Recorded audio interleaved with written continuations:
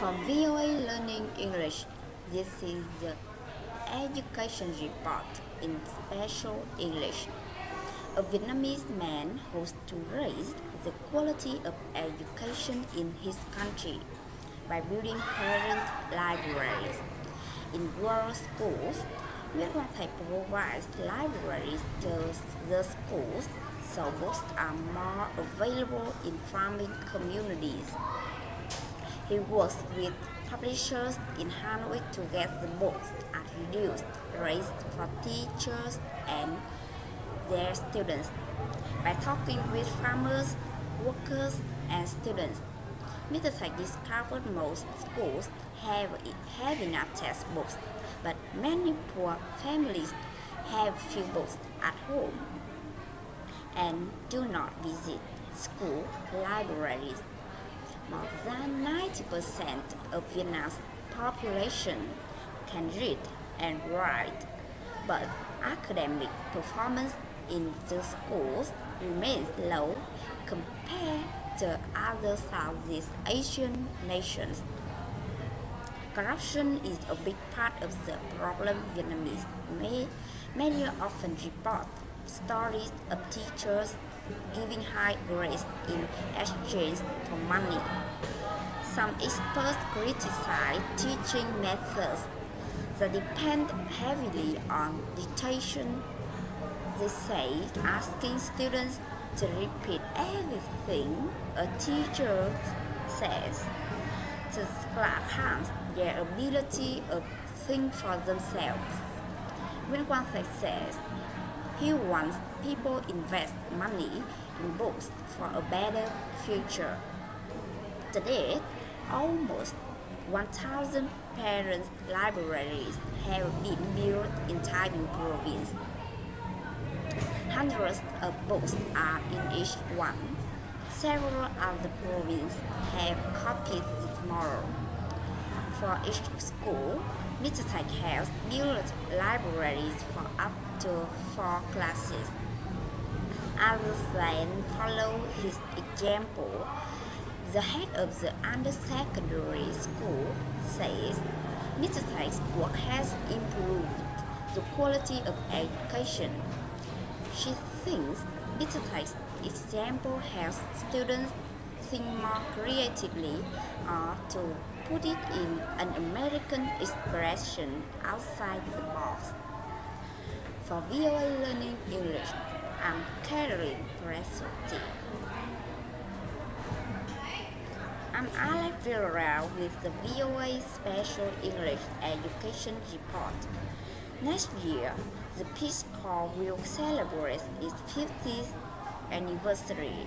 Peace Corps volunteers are Americans who teach and work on projects in developing countries. The United States created the Peace Corps during the Cold War. With the Soviet Union today, technology has changed how the volunteers do their work and stay connected with friends and family back home. In the early 1980s, Gorimengo served in Zaire. Now, the Democratic Republic of Congo, letters from home would take weeks or months. As a result, he socialized more with people in the local communities. He lost contact with friends and family back in the States. Today, Gorimengo is a Peace Corps programming and training officer in Rwanda. He says the days are different because of the internet and cell phone service. When volunteers go back to their homes in villages, they can get on Skype or they give a quick call to mom and dad back at home. Sonia Mohammed is one of about 100 Peace Corps volunteers in Rwanda. She talks with her friend in California on Skype and internet calling service. She talks with her mother on the phone and emails her father. She says, I can't imagine having been a Peace Corps volunteer in the 70s or the 80s or even the early 90s. I'm just so used to everyone having a cell phone that works internationally. I'm very, very lucky in the fact that where I live, I have a wireless internet, and that makes it a lot easier. Peace Corps volunteers receive a living allowance and other benefits in return for 27 months of training and service. John Reddy is the country director in Rwanda. He says fairly easy access to the internet means that volunteers can do more than just call home. They can research subjects to help their communities, and through the Peace Corps Partnership Program, they can get donations online for their projects. But John Reddy admits he sometimes misses the old days before the internet and good phone service. He says volunteers had more independence then.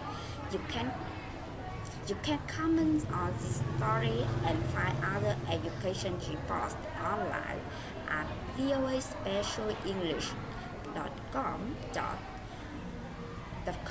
You can also find us on Facebook, Twitter, YouTube, and iTunes at VOA Learning English. For VOA Special English, I'm Alex Villarreal.